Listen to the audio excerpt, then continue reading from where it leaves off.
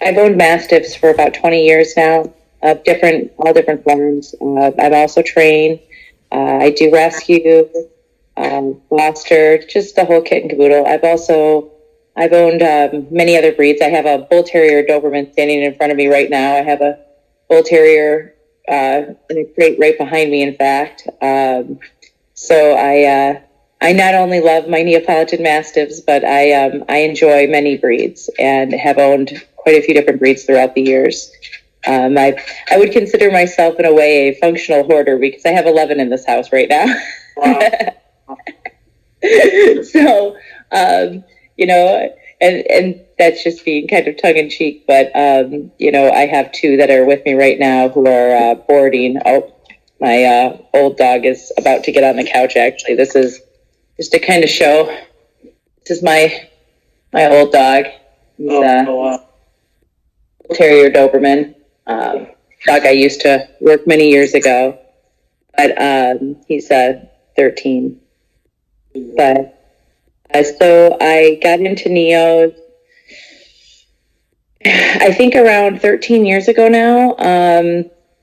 I came across a Neo pit bull in a shelter, and having pit bulls, I saw the definite differences that the Neapolitan brought to the table.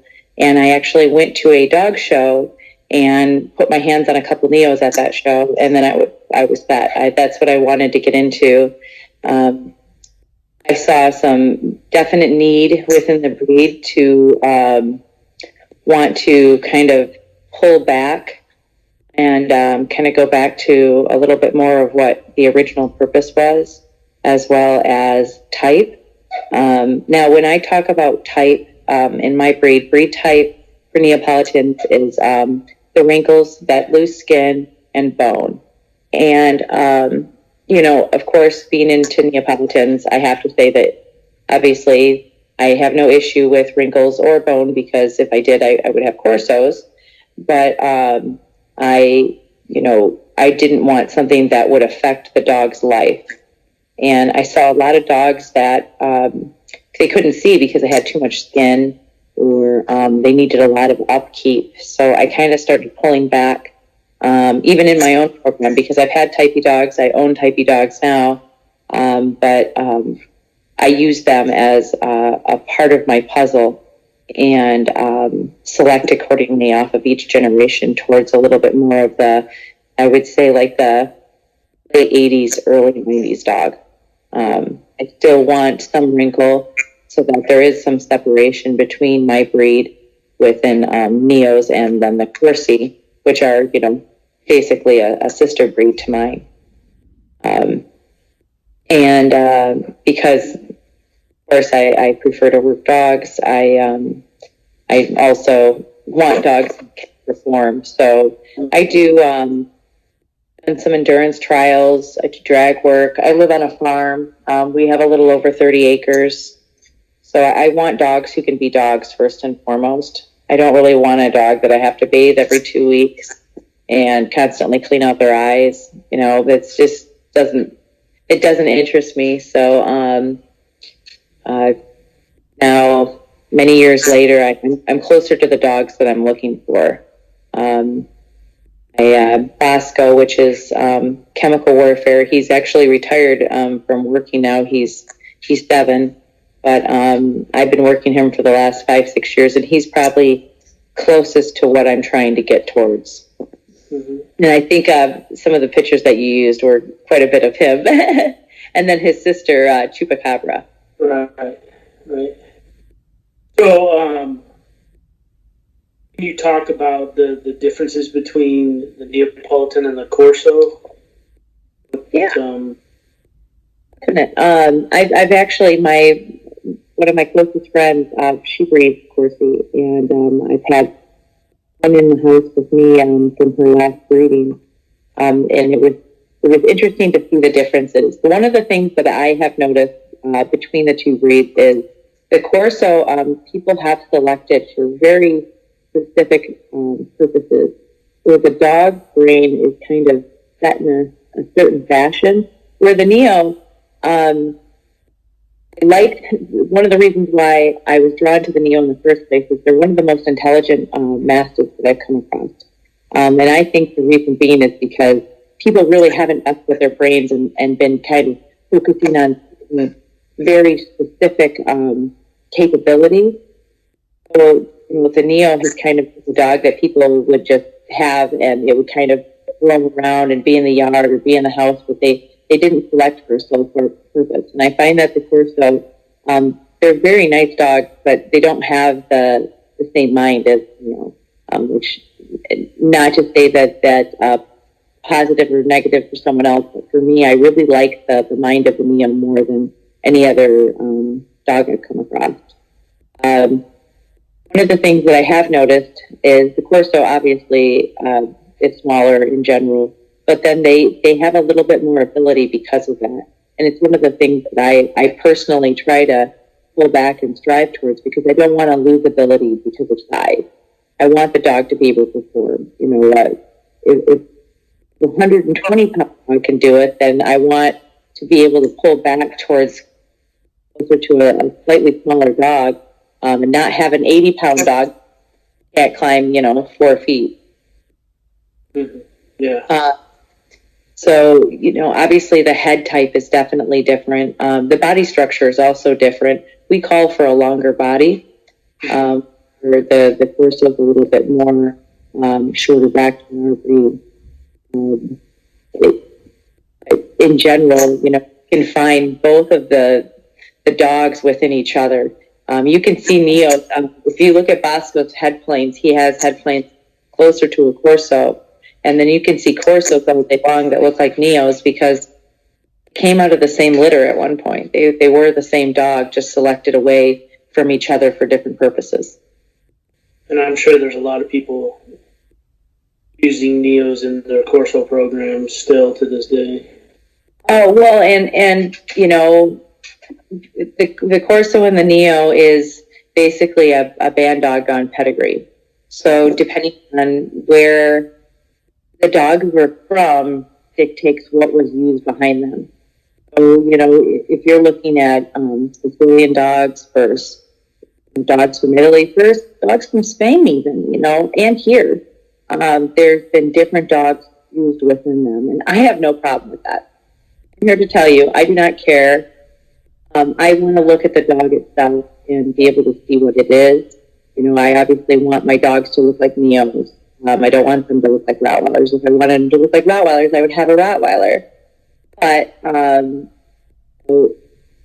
I'm not sitting here saying that, we should all turn around and start outcrossing, bringing in a ton of different issues, because every time you outcross, you are potentially bringing in issues from another breed.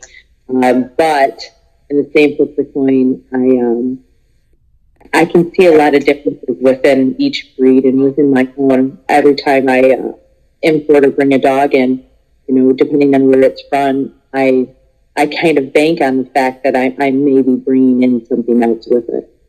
Mm-hmm. Right.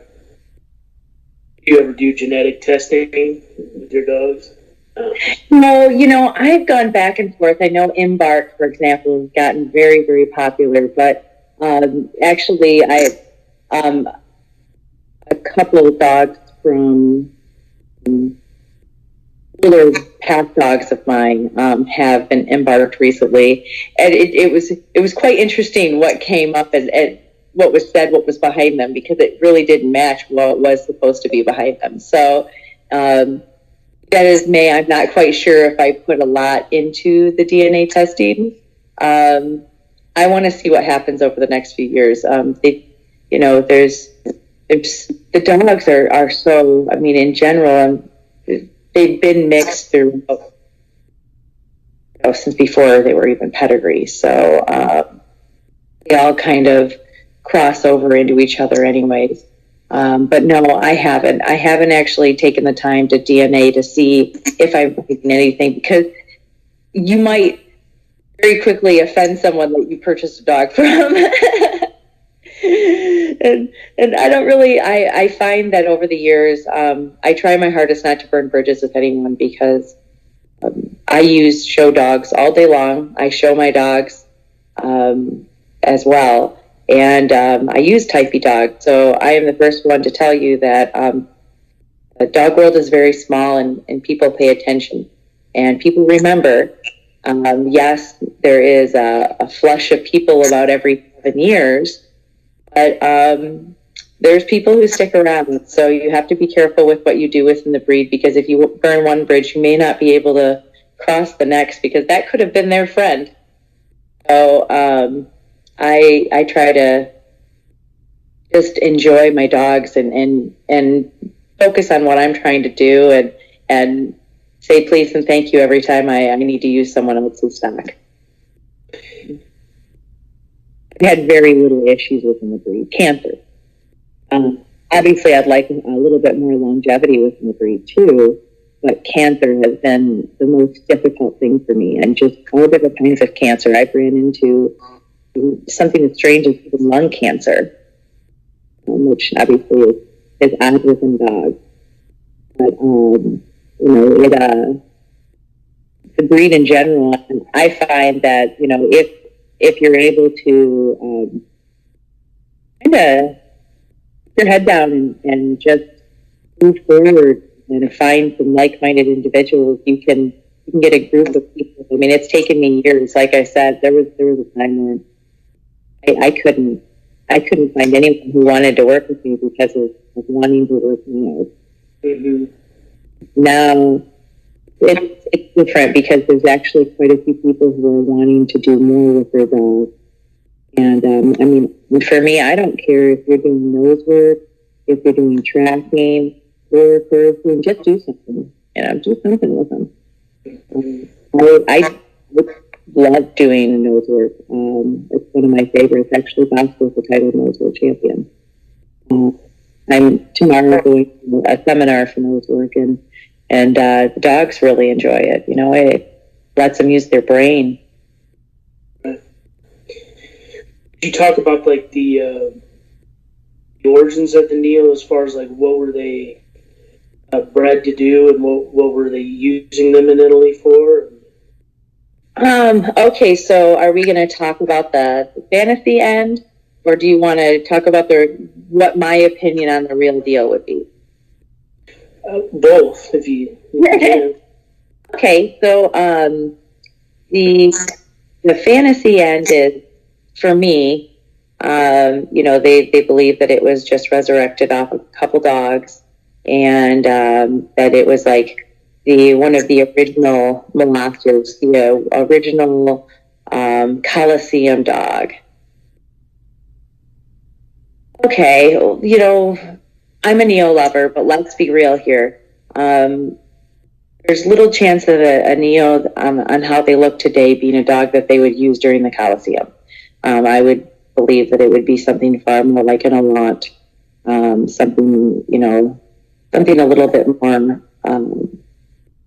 cat-like in a lot of ways, something that would be less upkeep, less feed. Because that's definite. When you're working with the Mastiffs, I go through 2 to 4, 40-pound bags of food a week, depending on if I'm feeding any raw mixed in, So I don't see, dogs like that being used, naming quite a few. And a lot would make far more sense. So, the Neo is a land race. That's how it started. Same with the Corso. It was a dog that was basically kind of a dog that had a specific look, that lived in the area that people used on farms. They used them for all different purposes. You can find articles where they're talking about having them little carts. You can find articles where they're talking about just like gentlemen's games, basically where they would have the dogs bite on a rope, pull the rope up on a balcony, and see how long the dog would hold onto the rope. And that would be totally something I would see a couple of Italian men sit around and do while they're drinking their espresso. So, but generally when you go over there, what you see yards and you see fencing. And the reason being is because it's very common for gypsies to go through areas as they're traveling, and they basically will strip anything of worth out of your yard or out of your house if they can get to it. So the Neo was made to be kept in the places to keep people from coming in and taking things from them. Where the Corso, the separation was the Corso went to the farm. It went and worked in the farm and helped doing farm chores. The Neo was the estate dog that was kept at the house, basically chained up, just told to go over there, stay out of the way, but keep other people from coming in and taking their stuff. And that's basically what the majority of it was. They, as soon as the breed was created, it started to be shown over there, and they started kind of getting together and doing different things. Originally, the dog was not supposed to be touched. They weren't checking the bite. They were looking at them physically, how their body was built, their overall appearance, and the temperament was supposed to be fairly sharp. In some ways, very similar to an LGD, defensive. Mm-hmm. So, you weren't putting your hands in their mouth. Obviously, over the years, because of registry and showing, they have changed the temperament a bit to make it a little bit more handleable for the general public. They were always supposed to be, and they still are. Most breeders are very, especially I am the same way. I have a daughter. They're supposed to be good with children. First and foremost, they're supposed to be good family dogs. They should be, be able to be kept within the house and allow their people around. It's funny because if you're around, they're fine with people coming in and out. If you introduce them, they're like, okay, cool. But if you're not here, even my father, they don't, I want him in the house. They won't allow him in the house. They'll bounce off the windows. As soon as I walk up, it's totally fine. And they take it very seriously. And that's how they're supposed to be. They're supposed to want to protect their property. One of the things that I find about them is anything they touch, in their mind, they feel like they own it, which makes them good at that job because they're like, well, this is mine. And since this is mine, I have to own it. And so their house, they guard it. Their yard, they guard it. They're better off property in that way, because it's not theirs. And if you're out and moving and out and about, they're pretty stoic. They're supposed to be not overly friendly, but allow you to walk up and allow you to say hi. And that's kind of what I like. I like the dog that, I'm not having to drag away from other people at the same turn, isn't running up and acting like a retriever. Mm-hmm. Mm-hmm. How do they do with other dogs that they don't know? Well, see, it depends on the line. I'm going to talk about my line, not great. I have really short dogs on that end. They're aggressive, even within my pack. So I am very careful with who goes together. They're known to be aggressive. I find that you can tell fairly young how they're going to be as an adult. So when I sell a dog, I place them accordingly. Some are completely fine pretty early. Others, you can also tell fairly early they're not. Like Bosco's litter, for example, that litter was probably one of my more sharp litters. At 5 weeks, I had them in crates because they were drawing blood on each other. And when I was trying to break up the fights, they were fighting me just the same, 5 weeks old. And if I would have left them together, they would have killed each other. But I always, when I'm placing dogs, I won't place them in homes typically if they have same sex, unless there is a large size difference, and that dog is going to follow. If the Neos want to be the groups, so if you're going to place them with another dominant breed, you're going to have problems. If you're going to place them with a breed who's like, cool, whatever, you can be boss, it's fine. It depends on the dog, of course. And Aragon, for example, he was pretty low-key and not dog-aggressive. Anything that I've had out of the Panzano line has been a little bit more sharp. But I like that. The Anachronismo, The De La Bahia, that is, I find a little bit sharper of the lines. And you can see some pretty good Castelacho dogs. But then, if you're looking at Delgano, which is of the Melting Pot, those are a little bit more low key. So you're able to kind of select accordingly. I have one female who's just fantastic. I could put her just about with anyone. And those are nice dogs to have around. She still turns on. She reacts accordingly. But just doesn't have that need to want to fight. Where Britannia, my oldest Neo, she's 10. That's Bosco and Chupacabra's mom. She is, that's what her goal in life is. She would like to fight everyone and be the dog on the top of the pile. Still now at 10. I have a granddaughter and she's about the same way. So it's difficult because coming from pit bulls and dealing with that early on and then moving on to a much larger breed who has the same reactions, I'm like, it's so interesting because you see so many breeds that correlate. And even though that this isn't as much talked about within Neos, it's there. They're much happier being one or two dogs in the house than being in a pack. No, you can't. It's genetic. It truly is. I'm here to tell you, as someone who's had a lot of different breeds, you can't stop it. And what I've even found about the use, obviously, I've bred to dogs who don't even have that within them. It still comes out. And I find that it follows a specific look within my dogs. I can tell pretty early on the ones that have curate a look from Britannia, and then another dog that I use, Queso, who also brought that on. That's actually Bosco's father. I'm right off the bat, like Pork Chop, one of my youngest females who I work. She's very dog aggressive, and you can tell. And it is what it is. You just, as a dog person, you work around that, and it doesn't change how you train them. Dogs don't need other dog friends. They need us. They want to be with us as humans.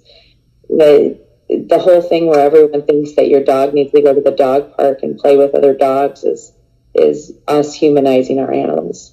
I run a kennel, so like for the safety of my animals, they're in 6x8 runs, and they go out with their specific partners, if anyone. And I have dogs who don't go out with anyone, and they're fine with that. They don't want to be with anyone because that's how their mind is set up. And I'm okay with that. And I think other people should be okay too. If you're getting into a breed, you should know that breed. And if there's something that you don't like about it, why are you going to go into it and try to change it? Go towards another group. There's thousands of them. Mm-hmm. Can you talk about your passion for dogs was developed, and where do you think it began? Oh, I've had dogs my whole life. I grew up with gun dogs. I come from a hunting family. My dad hunts and my husband hunts. Everyone throughout my life, we had good dogs, spaniels, retrievers. And the first time I came across a Mastiff, actually, my aunt and uncle purchased one when I was a child. And I fell in love with this bull Mastiff. And I'm going to have Mastiffs when I'm older. My parents were like, well, we're not going to have a dog like that in our house. No. We hunt, and that dog is not going to live here. No. So I about 17, I got involved into pit bull rescue, and I worked throughout Pontiac and smaller cities in that area, going door to door, helping with people who entertain animals properly, essentially, and making sure that the dogs had their basic needs met. And from there, at 18, I had my own place, and I got my first dog, and it was Bordeaux. So I had Bordeaux's for a bit, and then I've had English Mastiffs, Indian Mastiffs, and I've had a Central Asian. And I've always had dogs and animals. always had exotics. Probably I'm a little bit more, it's probably why I've also been pulled towards, I like different types of animals. I've had pitchers, sugar gliders, raccoons, lots of raccoons. I also held a permit to hold wildlife in captivity. So, and I really like working with wildlife, just because domesticated animals have a very specific mind, and we've cultivated that type of mind where they want to work with you, and they want to bend towards with man. Where wildlife does not have that at all.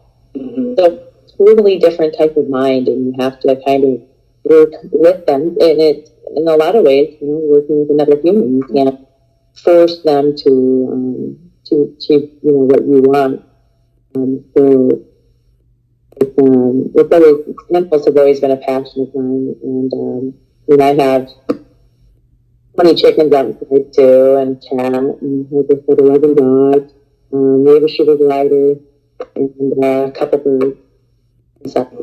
So you'd never know. Right now, everyone's being quiet for some reason. Like that's great. I've always had a passion towards animals. I've always done rescue, and I've moved towards breeding over the last 13 years. I've had a few people litters related to that, but for me, I wanted to help a breed, and I wanted to work within a breed. And I feel like with pets, there's enough people in there who are very engrossed into the breed and doing quite well. And there's so many of them in my area that I almost felt bad producing anymore. So I moved away from that. Plus, I liked the larger dog, and I liked the mind. The Neo is probably one of the more, I mean, that LGDs are probably one of the most intelligent dogs, and I feel that a lot of that has to do with humans not changing them as much. And I find that Neos for Mastiffs are very intelligent, and I like that, and I like that the work that I have to involve into them to get them to want to do my bidding. Right. Can you talk about like what is the AKC standards now? Sure. Honestly, it's funny because our breed standard is very open. So, like, the main thing that it asks for is that you have a minimum 3 wrinkles on the nose. It doesn't talk about how deep the wrinkles are. That you have a dewlap, not apron dewlap, because the apron dewlap is what the English Mastiff has. When I'm speaking of a dewlap, it's the folds under the lips, essentially. Our breed standard, also calls for, obviously, cat-like feet. A lot of people don't understand or interpret that properly, so we end up with a lot of large splayed feet. They should still be well-knuckled, because that's what holds up your dog. I really find that a lot of people don't pay attention in all breeds to the dog's feet. Feet are very important for any type of working animal. We look for a longer-bodied animal than what you'd see with the Corso, a little bit lower of a tail set as well. I remove the ears. It's a preference of mine, but with the ears, we look for triangles that sit right, no lower than the jawline. They call for eyes being deep set. My preference is I actually breed towards a little bit more of a surface eye. Because if you can't see the dog's eye, it can't see you. If the eyes are deeply set with skin folds around them, I find that creates kind of like horse blinders. Especially for someone who wants to work a dog, blinders are not the best thing. You want the dog to be able to see, all around it so that it's able to bite properly and react properly, and also not get startled because you happen to walk on the side of it. Our head type is what we ask for is the muzzle should be a box within the box. So the head should be square, and then the muzzle is a square as well. We don't look for converging or diverging muzzle. We want parallel. Length of the muzzle, you see a lot of differences. I actually like a little more length in my muzzle because of the fact that, the shorter the muzzle, less teeth you're going to have, more chances of having breathing issues, which I as someone who wants to work a dog, obviously that's not something I want to go towards. Mm-hmm. Our breed, typically you're going to see them somewhere between about 28 and 31 inches tall. I also find that as in all breeds, people like to exaggerate the size, but typically Neos are going to be somewhere between 120 and 160 on average. Of course, there's been dogs that have been over 200 pounds. I've produced dogs that are under 100 pounds. The original Neo was never 180 pounds. They were smaller. So sometimes you get those throwbacks and you're like, okay, that's a 90-pound dog. As long as it's balanced within its body, I don't care about its weight. I think that there's way too much focus on a dog's size. If you're focusing on the size and not focusing on the structure, there's definitely problems. The body has to be able to hold up that weight. We ask for a flat top line, and we do like angulation within our rear. The top line, really tells you too where the faults are within the dog. So if you're paying attention to the top line of an animal, typically if you see a dog that's roached, you're going to see a bad rear. Depending on where the break is within that top line, it will tell you.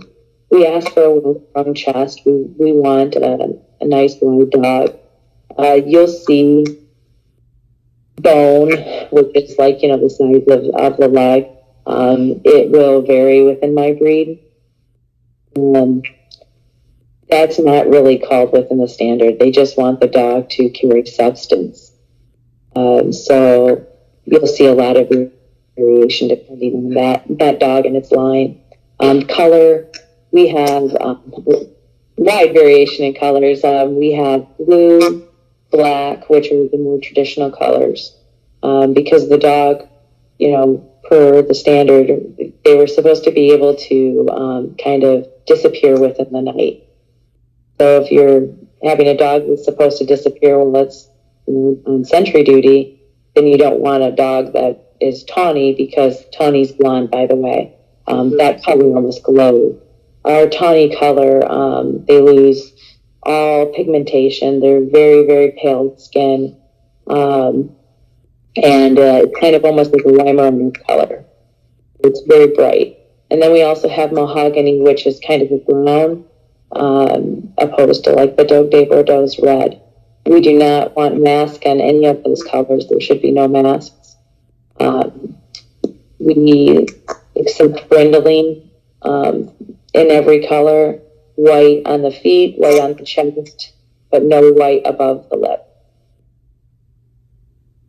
Interesting. I don't think I've seen a brindle. Maybe I have, but yeah. I'm sure you have. It's just they're not known to be heavily. I've had brindled Neos. DJ, Debelladosa was brindled. Was brindled. Actually, the black female, Elysium, I think you had her video up where she was playing with the ball. She's brindled. Okay. She's just not heavily brindled. Typically, the more heavily brindled would be like a reverse brindle, and it almost looks like an English Mastiff coat. That's not a preference in color for us. You'll just see some stripes, quote unquote, just in small pieces throughout the coat. How was your reception in the working dog community when you brought your Neos out for protection work?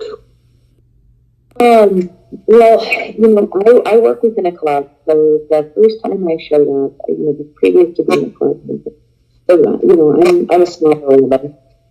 I weigh $120 dripping wet. I showed up with Aragon was the first male Neo I worked, and the woman told me I worked with a woman named Cheryl Carlson. She's a very long time. I want to say dogman, but I mean she's probably one of the most old school dog people around anymore. She's awesome. She does German Shepherds, Malinois, and Dutchies, and part of her club now, which is Capital City Dog Sports. But when I showed up, the first thing she said was, "If you drop that leash, you're off this field, and I won't work your dog." Right. So of course, me, I'm sweating bullets because I'm like, man, I'm gonna have to hold on to this animal come hell or high water, and I've been dragged down. I have slid through the mud, and I have never let go of a leash to date ever. I get it's hard because I kind of walk the fence between working community and show community, and I on both sides people kind of just grumble at me. In the working community, actually Corso people have kind of been some of the roughest people because they're like, well, Neos aren't supposed to. If your dog works, it's a Corso. Your dog looks like a Corso, and it's like, just because a dog has lighter type doesn't mean it's a Corso. Just because a Corso has heavy type, it doesn't make it a Neo.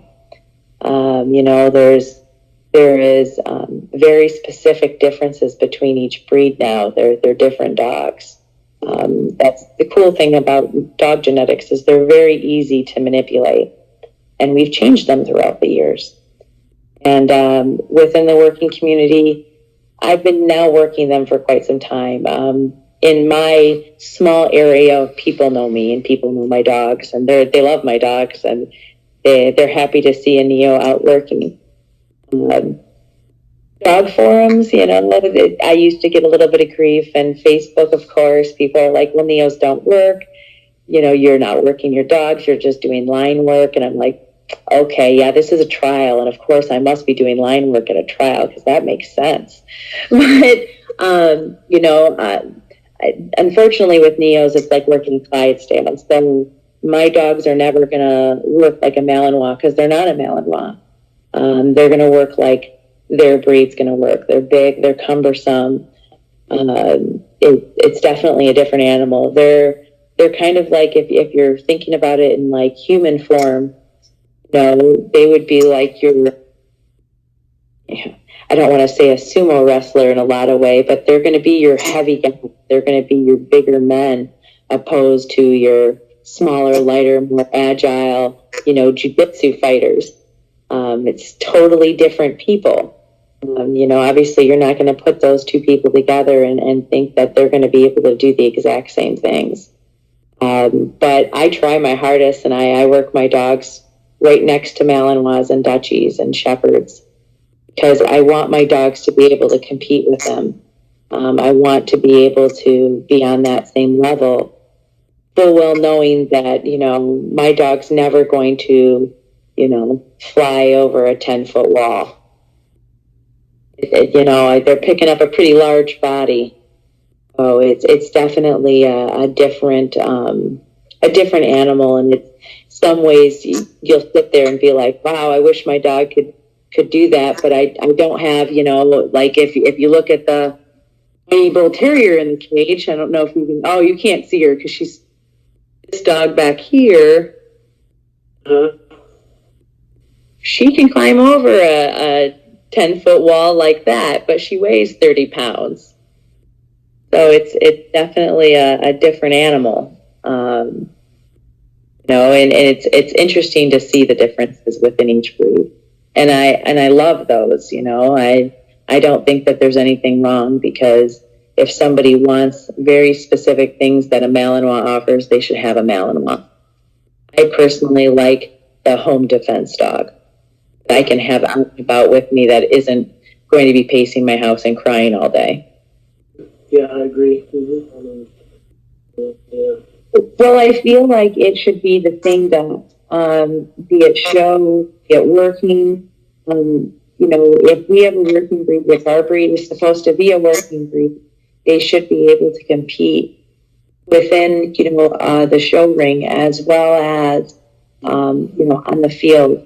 So, it's my personal preference now. One thing I want to make sure that I mention is, skin doesn't dictate health. Um, the neos who have a lot of loose skin, it does not make them unhealthy. I've seen just as many neos who are very tight skinned who are sick. It's the genetics behind them. I have dogs downstairs right now who are typey. If you look at Bosco's blueprints, he came from a dog who was international. He was champion in 2 countries, and his mom. I didn't show her because she's so dog aggressive and it would be difficult. But her sister is one of the most titled show champions in the United States.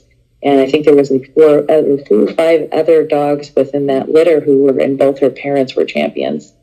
I use show dogs in my dogs, but what I do is I don't line breed. I try to just keep outcrossing because I want to keep the inbred coefficiency levels percentage at a lower level.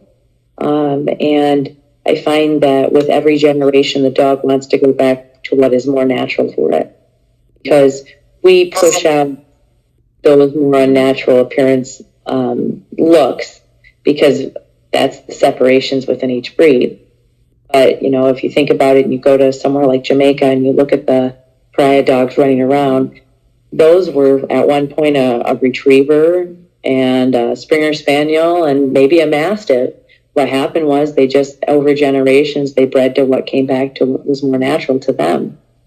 And that's kind of what I'm doing in some ways, is I'm just, for me, my personal goals and what I'm selecting towards, I just select towards what is more natural. Now, I, again, have no qualms with dogs who have type or lacking type.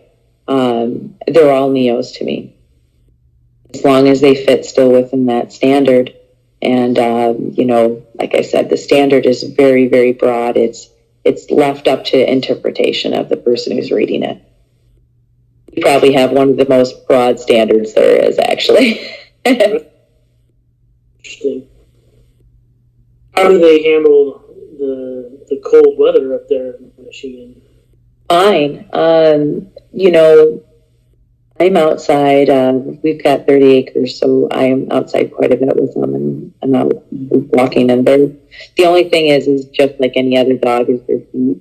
I have to watch and pay attention when their feet start to freeze. I have to at least grab them and warm them up for a little while, and then we get going. But they don't have a lot of issues with heat or cold. I don't run into a lot of problems with that. I've worked dogs in 90-degree weather and -12. It's really me and my comfort level more than anything, and if I want to be out there. But they love the snow. They're completely fine with it. Now, like right now, with it being so cold, I'm not leaving them out in the outdoor runs as long. If I'm gone all day, they're not all out, because I think it was like the wind chill this morning was -10. A little chilly, but I'm here to tell you, I don't really run into much heat exhaustion issues or cold weather issues. But in general, I find that they're fairly hardy dogs. The biggest thing that is probably one of the more common things within the breed is cherry eye. I also don't run into that very much, but I am very particular about the eyes.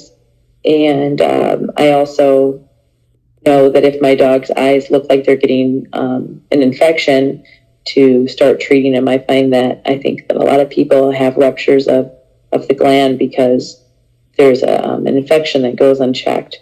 When you have a dog that has, a lot of people will call that haw, but that's not the haw. When you see that pink hang down, that's actually the conjunctiva. It's there with every dog, but because of the skin pulling, you can see it on Neo, a little bit looser. The haw is actually just that very small fold that's close to the eye. But what I find is that's like an open bowl, essentially. So if you're in an area that's very dusty, lots of pollen, that bowl is going to catch different organisms in it, and they could irritate the eye.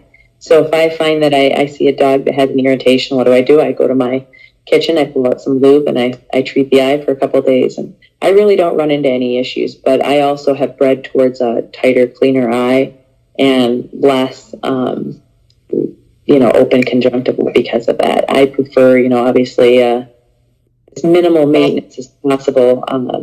When I place a dog with a client, for example, I don't want to tell them, expect this. You're going to pay for a cherry eye. You're going to need to have the, skin pulled up because it's going to have ectropion. I want to sell a dog and have that dog go there and just have to go to the vets for vaccinations and a health check. So I find that, that right there is an easy fix and can be fixed just with one generation. What has been the average lifespan for your Neos? Average is between 8 and 10, which I don't like. I'm really trying to get double digits on a normal basis. I moved away from kind of the first group of dogs I was working with 6-7 years ago now, and they had a little bit shorter of a lifespan. Where these guys, Britannia's mom lived to 12, almost 13. And that, for me, that's kind of where I'm trying. My goals are to be around that age.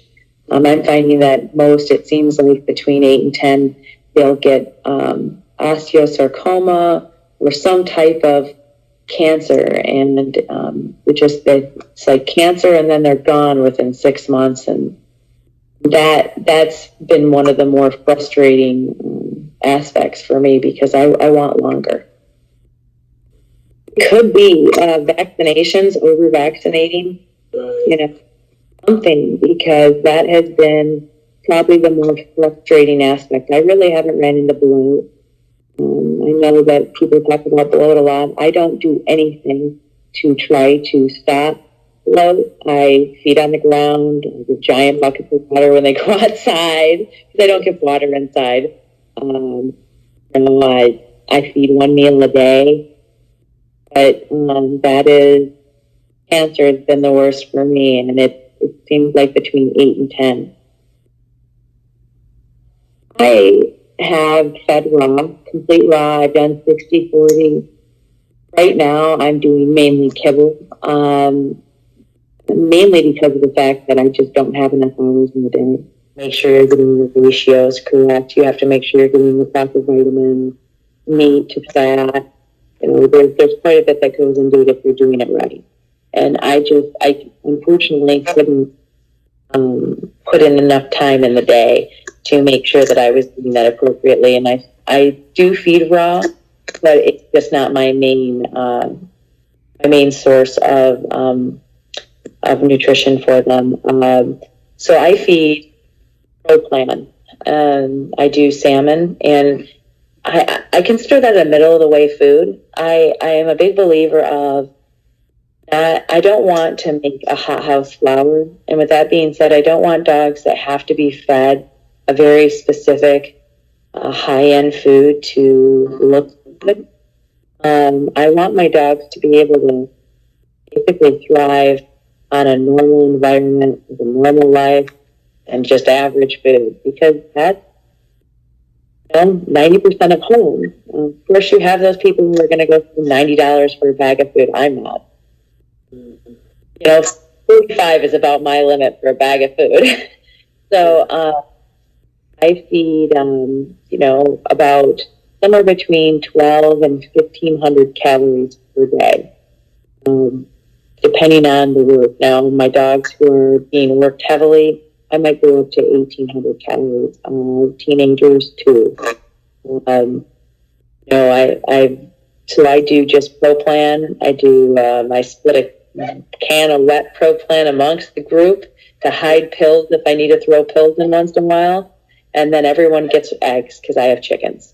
So I do a raw egg with the shell right in the food every day.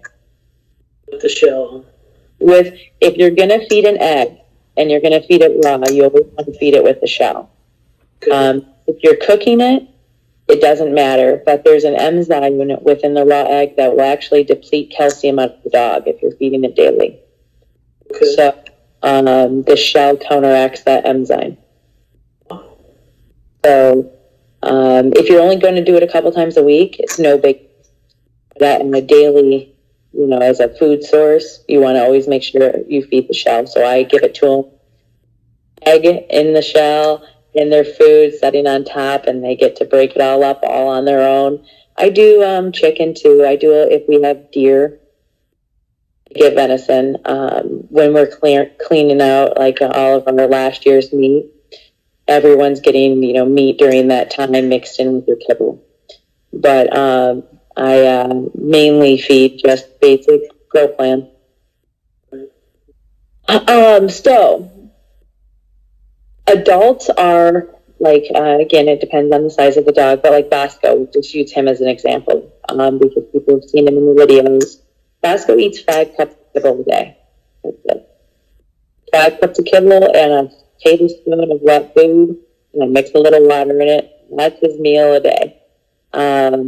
Now I have a young female here, Lenore. She's a little over a year old. She's, her metabolism is working differently, and she needs a lot more food. Now I have a Bosco son here who's 6 months, and he is eating 8 cups a day right now. I find that between 2 and 3, I have, you back way off on the food because they're not growing as much. It's always shocking to me when you think about the fact that we're asking a dog to grow the size of an adult male human in 2 years. They do it because, when you think about it, a man takes 18 years to 24 years to be his weight, whatever that weight may be, his healthy weight, where, a dog, 2 to 3, we get there, with Neos, we tell people it's height by 2 and width by 3. So by 3 years old, they have done everything that our body does in 20. Mm-hmm. So by 2 to 3, you back off from the food and you're normally somewhere between. Most of my females eat 4 cups a day. They don't take a lot of food. Now I hear of people who feed 12, 14, 15 cups a day. And I want to know what their dog's poop looks like, because I bet you it looks like water soup cans because you're feeding them so much. Sure, a dog will eat it. But do you truly need to feed them so much?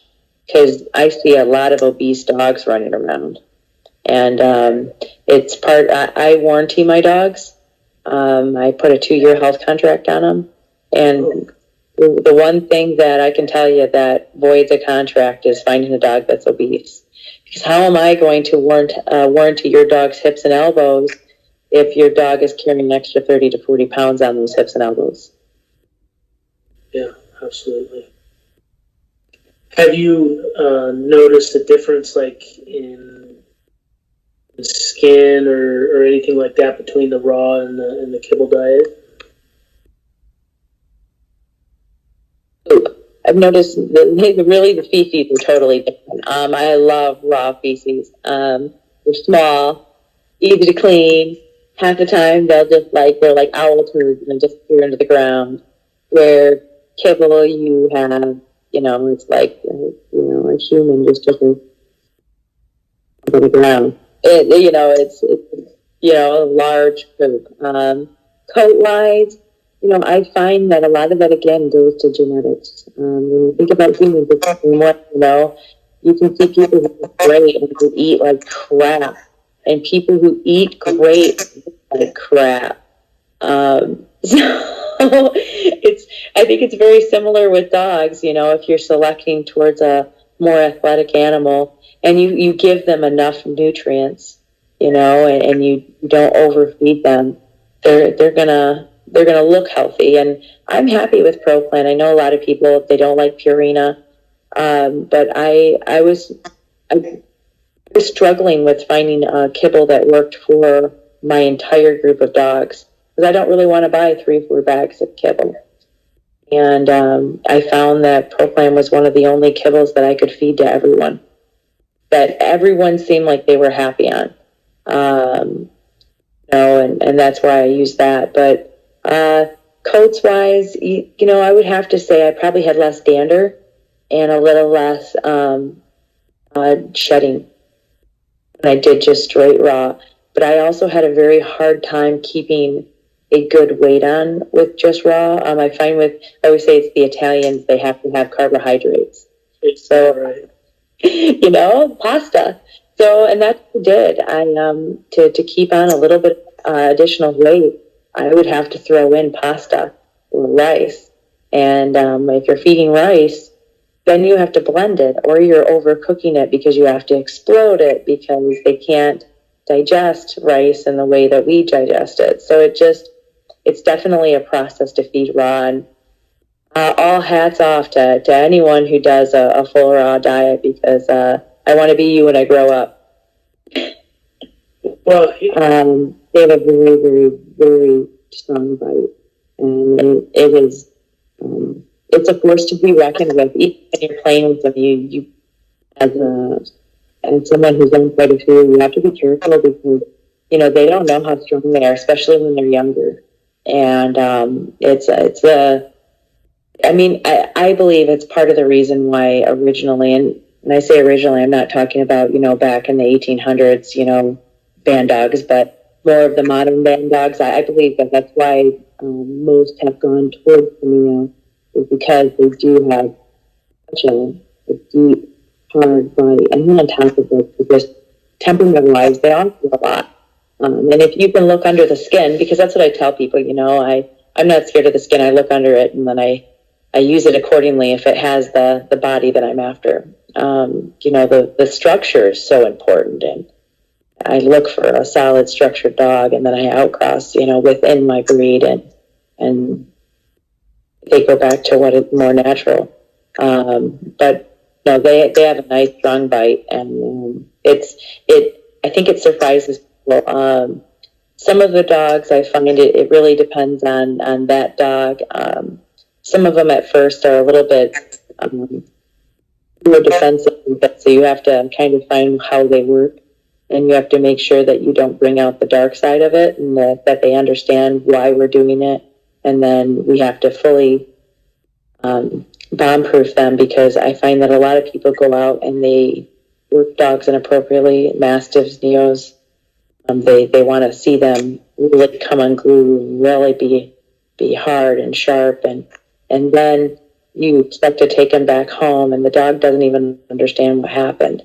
So you have to go through the process, and I always tell people, if you're going to train with personal protection, especially with Mastiffs, if you're going to open that door, you have to fully walk through it and shut it, because this isn't a 50-pound dog. This is a 150-pound dog. And if you're teaching them to bite people, you need to teach them when it's appropriate to bite. Absolutely. Well, thank you, Jessica. I'll be been watching what you're doing. So thank you very much. Hey, thank you for reaching out, and I appreciate it. And we'll speak soon. Okay, thank you. Bye.